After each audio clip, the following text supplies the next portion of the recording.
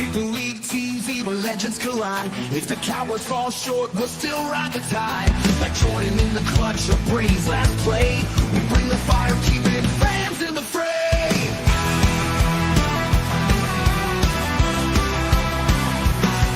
Coach Gio and Marie calling the shots. With Derek coming straight Hall of Fame thoughts. So hit that subscribe, don't sit on the bench. Get in the game, every highlight's intense. The live stream's on, tell your friends to delay. Like Kobe in the fourth, we're here to play. Sweep the League TV, where greatness resides. From the blogs at the drive, till my heart's on the rise. We're all in on sports, NBA, CFB, and more for fans. By fans, it's the show you'll adore.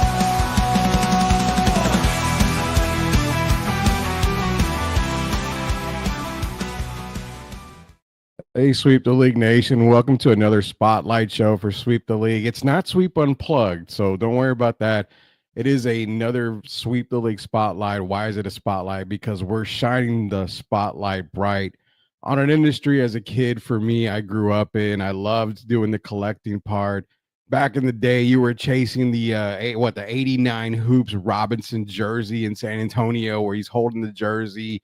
That card was like, oh, it's $50-$60. Well, if we take into inflation, that's probably, these days like an insane amount of money. But back in the day, you were chasing that card. You were chasing back 84 was the Jordan rookie. I mean, you got a whole lot of stuff, the 86, I'm sorry, it was whatever it is, but you got a whole lot of cards you were chasing back in the day. Now, card collecting went from I want that one card to I want that one card, but there's variations. There's 1 of 1s. There's the 10. There's the patch. There's the big old napkin that people tend to call it on the breaker side. We're going to dive into card collecting. It's collectibles, it's cards, it's autos, and it's, oh my, it's just kind of overwhelming. Well, we're going to put your mind at ease, guys. So shout out to the hobby family. Go to our YouTube page, subscribe to YouTube. Our YouTube page, Sweep the League TV. Hit that subscribe button for more content like this. We're going to try to bring you some more card shows left and right. And who are we going to have? You're going to have Jacob Eric's going to be a part of Sweep the League Nation. That was already been announced. So he's going to be doing some shows as well for the card industry. I'm going to be jumping in with him as well. And we also have an addition, hopefully one that'll come back from time to time, if not very often. And it is Mr. Matt Schilling. He's a writer for Sports Illustrated, the collectibles side, very knowledgeable, very, very knowledgeable guy. And I had the pleasure of talking to him on X. We got to know each other and said, you know what? Screw the talking back and forth. We need to put this on content. We need to put this on video. Matt, welcome to Sweep the League Nation, man. Appreciate you joining us. Listen, Rudy, appreciate you having me. What's up to everybody at Sweep the League Nation? Certainly appreciate you guys tuning in and listening to today's podcast. I'm definitely be making multiple guest appearances here. Certainly filling you guys in on what's going on, what some of the latest trends and topics are throughout the course of the hobby. And, appreciate Rudy for the intro there. No worries, man. Appreciate you having you on. And again, we are going to talk about, like I said, collectibles, whether it be cards, autos, everything. We're going to get into the card side of aspects here. And what you want to do is you want to go to si.com. You want to search for Matt on there. He writes a ton of articles, and it's great articles. I read them. I want to just dump right into it because this actually, your latest article posted roughly about a day ago, actually yesterday. Yep. It's the question that gets answered, because when you want to take that, you want to put your toe into the water, see how cold it is, or see how deep that end of the pool is, you kind of got to go through this right here. And I'm going to bring this up on our screen here because we're kind of cool guys over here and we like to share screens. So this is your article. I just bought a million card collection. Now what do I do? Now, if I bought a million card collection, I'm telling my wife, hey, you know what? I'm going to have to quit my job for a little bit. I'm going to have to sort through all this stuff. And hopefully there is that $1 million card, which chances are there probably isn't. But the article was fantastic. You got into a couple of cards that he was able to find.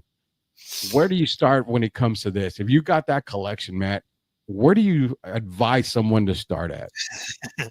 So, as we talk about trends throughout the hobby, right? A lot of things we're finding is that, folks are going out there, they're going to yard sales, they're going to garage sales, they're going to flea markets, they're going to storage facilities, and then they're even going, driving up and down their neighborhoods, whether they're in, the suburbs of New York, Chicago, Philly, a couple Midwest towns, whether it's Vegas, Denver, right? And they're finding that the older collectors, maybe they're looking to retire, maybe they're looking to sell estates, houses, what have you, just have these absolutely masterful and monstrous collections that can be worth something to the right person. In this case, the collector went and he got himself a U-Haul and he bought a 1,000,000 card collection for, I think, pennies on pennies of the dollar. What I did in the article was I kind of spun it a little bit, right? Because nobody really knows the ins and outs of collecting unless you're in the hobby and have been in the hobby for decades, like myself and many of the colleagues that I've had and met over the years. Whether it's, Danny and the team at SI Collectibles or Mike Gio and the team over at Sports Card Nonsense, these are guys I've built relationships with, and these little how-to guides that sort of bring back the basics of collecting, right? The sorting, how do we do this? What do we go about? What are best practices?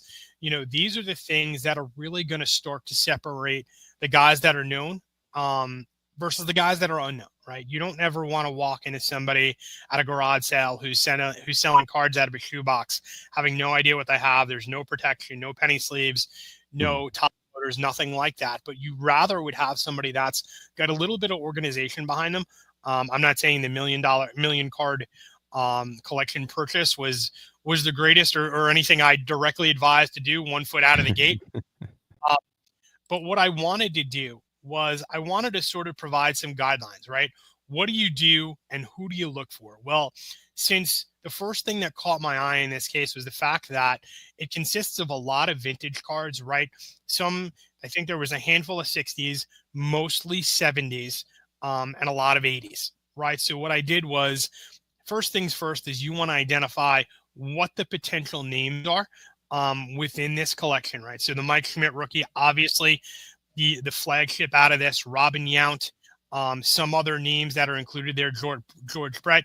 We all know that there's history and lore behind these three guys primarily, but what you want to do is you want to make sure you separate the well-known names from the not so well-known names. You want to make sure things are in penny sleeves and top loaders. I can't stress that enough to folks that are starting out in collecting or want to dive into collecting, right? Protection is key, specifically when you want to preserve grades. And we'll get into grades in grading theories and where to go and how to do that in multiple follow-up episodes. But with that said, there's a process that I take no matter if I'm going to buy a collection or I'm going to start to build out the collection that I already have, right? So you always want to gather supplies. You're going to need boxers, dividers, penny sleeves, top loaders. I touched on all that, right? You want to create a workspace, sort of how we've adopted in the post-COVID era in the corporate world, right? You want that separate room in your house, sort of maybe a half man cave, half office, workspace, big table, right? This is going to be your sort of domain and where you're going to put your own stamp of approval on this collection, whether it's this 1,000,000 card collection we're talking about, oil boxes you just picked up, sure it's clean, free of humidity. You want to protect those cards at all costs because, hey, whether you're buying a $39 box or you're buying a 1,000,000 card collection, there's the opportunity to find gems within that. And those gems could very well flip your $20, $30 investment into a couple of hundred. And even if you're lucky, that could be some, 4 and 5 figures at the back end of that card once all is said and done. So you always want to protect them. You want to keep them clean. Secondly, one of the things that I do really, really well is sort my cards, right? I want to do this by era. One of the things that we noted within this particular collection is, hey, start with the basics, separate them out by the 60s, the 70s, the 80s, the eras in which these cards were from, because that's going to help you a lot down the line. Maybe you're collecting George Brett. Maybe you're collecting Cal Ripken. Maybe you're even collecting Ken Griffey. You want to group these cards by something. Maybe it's notable players. maybe it's by specific sets or years, or maybe it's even by teams. This again is going to help you sort of differentiate some value, because we know during the 60s and the 70s, right?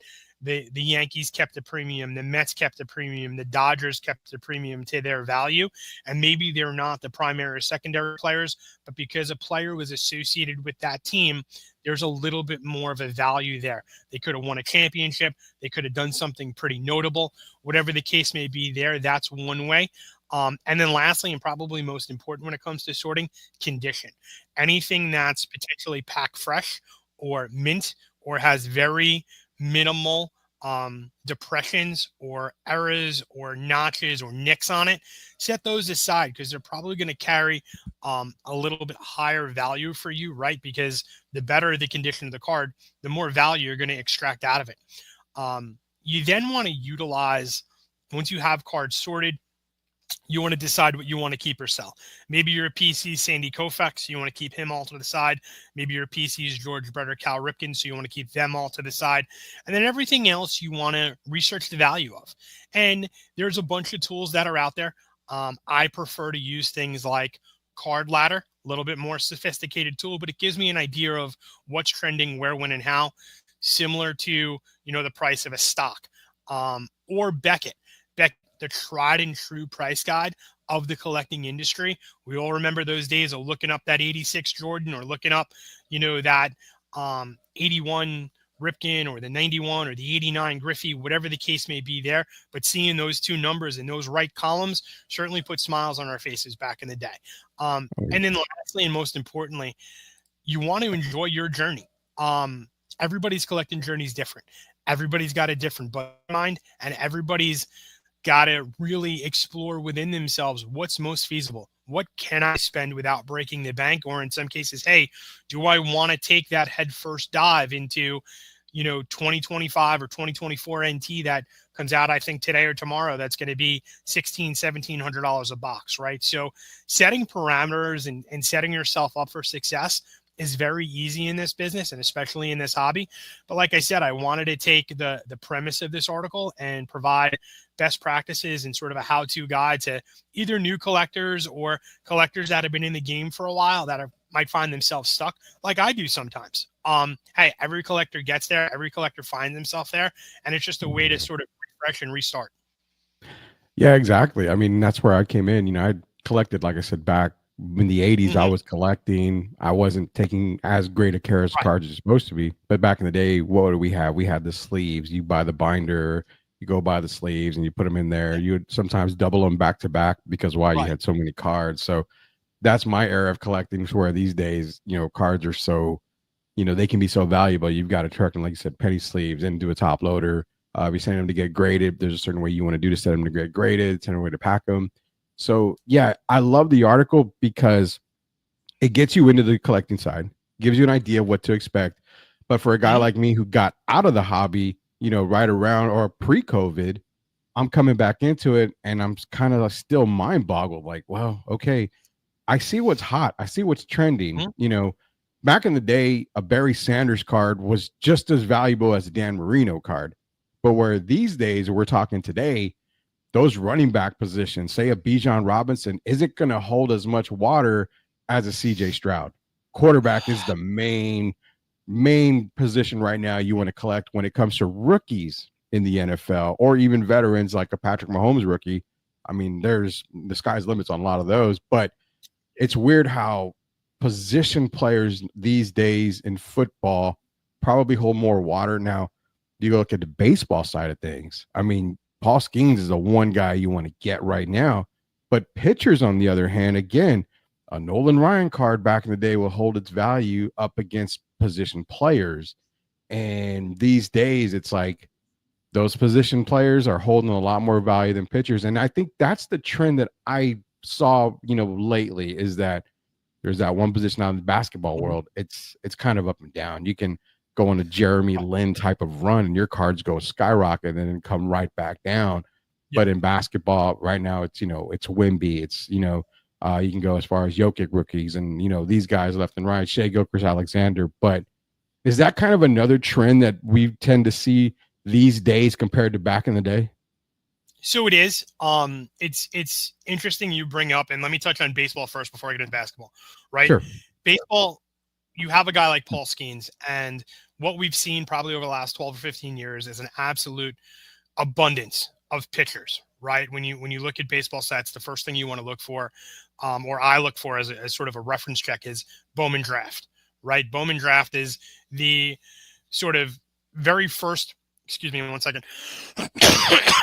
um, Bowman Draft is the epitome of where guys' rookies are going to be found, right? That first Bowman logo on those cards are pretty much the industry standard for rookies. Paul Skeens is a generational talent. Given the fact that there's, I think it's 4-1 or 5-1 pitchers to position players that are in any draft. You want to take that generational player, you want to put him aside. Same rules apply to Wemby. Same rules apply to a handful of guys, right? That generational talent is a little less prevalent in football. You do, coming out of every draft, probably have 5 to 6 to 7 guys out of that 270 or so player pool that are going to be your 2 or 3 guys right off the bat, 2 or 3 guys in 4 or 5 years that are going to start to gain value and trend upward. Your CJ Stroud, he's going to retain value, I think, for a long time. Problem with football is it's going to be all about his ability to stay healthy. Mahomes has managed to stay healthy throughout the course of his career. Josh Allen has, for the most part, become that same guy. Justin Herbert cards, on the other hand, who was supposed to be this unbelievable quarterback talent, has probably fared well, but his values have decreased significantly. You have Zion Williamson. I own the only BGS 10 select rookie purple die cut out of 99 of Zion Williamson. Its value has plummeted 85% since I got that card. It's still probably going to fetch probably just over $1,000, but at one point that was a $10,000 to $15,000 card. These generational talents have to not only just come fresh out of the gate, but they have to prove themselves too, because, look at LeBron, right? LeBron was this unbelievable talent in high school, McDonald's All-American, got drafted, first overall, was this absolute mega star in the NBA, right? We may not see another LeBron for the next 30 years. We don't know.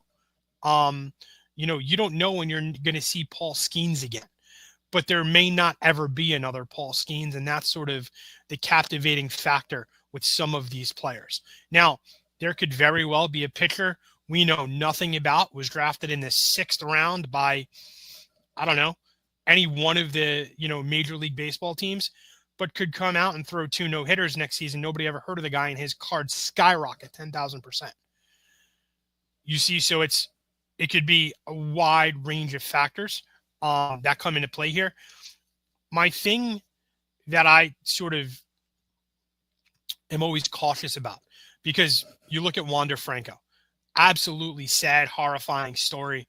But he was a generational talent. His cards were at their peak, some of the most premiums anybody would ever pay for a rookie card. Absolutely diminished because of things that were going on nobody had any idea about, right? Got caught up in a whole bunch of nonsense. And they've literally lost 99% of their value. So generational talents can come and go. They're highly, highly volatile investments. But I think as we sort of sit here and we look across the NFL, the NBA, the NHL, Major League Baseball, right? There's generational talents that are here to stay. I think as long as Skeens stays healthy, as long as Wemby stays healthy, as long as Stroud stays healthy, and even on the hockey side of things, Connor Bedard, if he stays healthy, right? Those generational talents across the 4 major U.S. sports, they're going to retain value. And of course, we cannot forget about Caitlin Clark, who's the hottest thing in the WNBA in the last 20 years. She's going to retain value because of the barriers she's breaking, the numbers she's putting up, and the talent that she has when she comes on the court. So big shout out to the WNBA there too, because she's an absolute monster in the hobby right now. Massive shout out. I know on Sweep the League TV, myself, Derek Gervin, a lot of us, we shout out the WNBA a ton. And Mhm. as everyone was saying, well, the WNBA is coming down in value, yada, yada. No, no. You know what? With this last draft class, it's just launching more draft classes for the WNBA. You're talking about Paige Bucher's coming out, Juju Watkins coming out. I mean, you've got a lot of talent coming up through the collegiate Mhm. ranks of WNBA. So these values of cards are going to go. And I personally bought a couple of select boxes, and luckily, unfortunately, put a couple of Angel Reese's, Caitlin Clark, one There you go. player in the WNBA. I'm glad you mentioned it. Lucky enough, I was able to buy her auto at the last show for, I believe, around $15. Was Rakia Jackson. I There mean, you go. I love that. I got a prism of her on select. So I mean, yeah, you're right. WNBA values. I've been buying a lot of older Cynthia Cooper rookies, Della Don autos, stuff like that. So I buy those as I see them. But you're right, man. Mhm. The generational talents are the ones that are going to be here to stay. You can kind of get that. What I love about Sweep the League TV, and that Matt's going to find out very well too, is the fact that we've got a hockey show on the network. We've got, Mhm. of course, Super League covers everything. We've got a whole bunch. So when Matt tells you to collect somebody, you collect them, and we back him up because we're telling you how good these players are. So appreciate Matt Schilling from Sports Illustrated, SI.com. You can go search all his articles there, get some writings from him, get some ideas from him where to go. Matt, I want to transition to something real quick here. So Sure. the whole collecting side of things. Now, Mhm. I mentioned to you before the show that, I said, I went to this past show. I went and bought something that I normally never buy, but investing is a part of collecting, if that makes total sense. And Absolutely. you always think, well, is this card going to go up? I am a person that suffered through the biggest loss in sports card history, I will say, and it's my own personal opinion, but I was the only person that I know of to pull a Prism Luka Doncic gold auto to 10 rookie card. Sold it, got it graded, sold it. You've seen pictures of it. We're going to talk about that on another show because I need about an hour to talk to you about that. It's got a lot of therapy. So I sold it. I ended Okay. up selling it. Yeah, I ended up selling it for 7,500, but at the time I had to pay for my daughter's school. So that Sure. card is probably six figures minimum. I could have paid my entire house off, I'm sure, with it right now. But it's about investing. And I told Yep. my daughter when I bought these cards, I brought them home and I said, look, I bought these because in my time they were great. One of them was in my time, and then there's another reason why I bought them, and I'm bringing them up here. So I ended up buying both the '89 Griffey, the most Mhm. memorable, iconic baseball card at the time, and probably one of the most iconic cards, period, in the industry, plus the Fleer Lucky 13 Kobe Bryant Yep. redemption rookie. So she goes, well, what are they worth? The first question that my daughter says, what are they worth? I'm like, well, they're not worth a whole bunch, like thousands of dollars now, but they're going to go up in time. These are major investments because these are cards that everybody looks for. So the aspects of collecting to investing, can you kind of touch in on that? Absolutely. And you're absolutely right. Right. So when we were growing up, collecting was collecting, right? We collected for the hobby. We collected our favorite teams, our favorite players. We did it for the hobby, right? We did it for the culture, as the kids like to say today, right? Yeah. Now, investing and collecting run parallel to one another. There are cards upstairs in my office um, that carry some significant value to them, right? Those are investments. Those are ones that are going to be away. They're graded by PSA and BGS. They're in a safe. Then there are other ones that I have piles of in top loaders that my son and I, my daughter and I have collected and just kind of sort of set aside. And if they carry some value eventually, cool. If they don't, then then it was for the culture. Because at the end of the day, everybody says there's two schools of thought, but there's really not because Mm. you're going to find yourself in a situation sometimes, not all of us, some of us, right, where, like you said earlier, you're in a situation where you had to pay for your daughter's school, so you got rid of the Luca. We're now going to go on and have a 1 hour podcast therapy session about that, and that's perfectly cool. I'll tell you what my fee is for that later. Yeah, definitely. But no, in all honesty, right, it's they're running parallel to one another. Like, I've post Kobe's passing, I've probably formed a newfound um, affinity towards his cards. I Mhm. started collecting Kobe after the fact. The Griffey I probably have 10 or 12 of. Um, For me early on, it was Nolan Ryan. It was understanding that PC. I was lucky enough to come across one insert variation purple autograph of Josh Allen's rookie year from Contenders. I have that upstairs, ungraded. So PSA, be prepared for that to come soon. I have a stack of Lucas that still need to be graded. And that's the other aspect too. Everybody's like, well, you collect, you must have a ton of time on your hands. Trust me, running busy lives with jobs and family and being a dad and kids and a wife and a house and a dog and all that fun stuff. These things take time. There's a reason we all love this hobby for what it is. At the end of the day, it's a hobby because it takes love, it takes blood, it takes, sweat and tears. But the investment aspect, there's definitely some formidable appreciation you have to give to the guys that are buying things, holding them, and then seeing, significant returns on those cards, right? We could sit here for hours and go, oh, I bought this in 1989 and in 2024, it's worth X and this is my ROI, right? That's a whole nother table of conversations. But I think that at the end of the day, now collecting and investing are running parallel to one another because, hey, your life can change in an instant. If you go into Target, spend $39 and find yourself getting a one-of-one nebula. That 39 just turned into a minimum of 500, or, going and doing the Donruss Optic downtown chase, right? Those are easily 500-600, and you catch a CJ Stroud, you're looking at a couple grand, I know year over year, I think it was between 23 and 24, the population of those cards. So just sort of a word to the wise there, has increased. I think the production runs have increased. You're going to have to look those up to get specifics. But they still carry a lot of weight and they still carry a lot of value. So, there's that aspect of things. And the true hobbyists out there, the guys that, man, and I got to give them some credit before we go, but the guys that actually still trade cards without cash exchanges are few and far between, but they're, a major staple in the hobby as well. Yeah, I tried doing a couple of trades this past weekend. It didn't really work because they said, wow, I need some cash on top of that. I'm like, it's a simple, if you want another card, I'll give you another card, but I don't want to do any cash value on it. It's tough, man. It is super tough. Man, before we go, I have a whole lot more I want to talk about, but before we go, I want to give a quick shout out because I've been asked many times, well, why don't you buy the Kobe Topps Chrome, Kobe Topps card, even the Lucky 13? There's a reason why I only buy graded, PSA graded or BGS graded Kobe rookie cards, because for those that don't know, and it's funny, I had a guy at the show and he was like, I didn't know that. I said, yeah, you got to understand. He had a raw Topps Kobe Bryant card and he was asking $125 for it. And I said, graded, I would give you not that much, but probably close to, but I don't know what a graded meant. But it's got to be graded. He says, well, why? I said, well, Kobe Bryant's rookies are one of the most counterfeited rookies in the history of sports card collecting.